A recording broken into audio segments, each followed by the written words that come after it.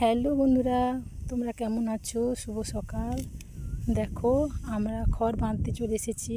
তোমার দাদাভাই খড় বাঁধছে এই জমিটায়। আরও অনেকটা বাকি আছে কাটতে।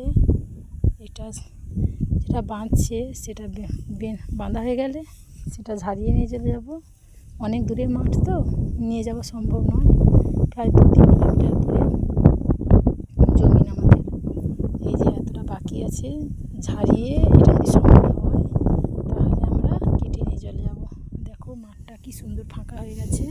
শুধু আমাদের জমিটাই ছিল, অনেক দূরে দূরে জমি আছে ধান গাছ, কিন্তু তবু আমাদের সামনে অনেক ফাঁকা হয়ে গেছে জমিগুলো। আমাদের ধান পড়ে আছে। এই যে বাঁধছি, খড় বাঁধা হয়ে গেলেই আমরা ঝাড়াতে লেগে যাব। তারপরে একবারে সন্ধে হয়ে যাবে, কিন্তু এটাও কেটে যাব, বাড়তে যাব। তারপরে রান্না বান্না করবো। দেখো জমিটা, দেখো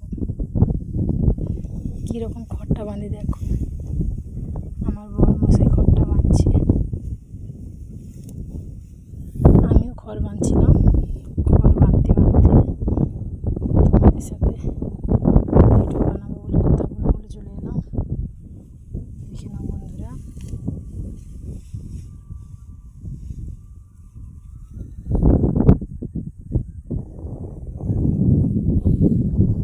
এখানে কাকু কাকিমা ধান ঝাড়ছে। এইটুকুনিটা হয়ে গেলে আমরা আবার ধান ঝাড়াতে লেগে যাব। তোমাদের কাদের বাড়িতে চাষ আছে, কাদের উঠে গেছে, কমেন্ট লাইক করে বলো।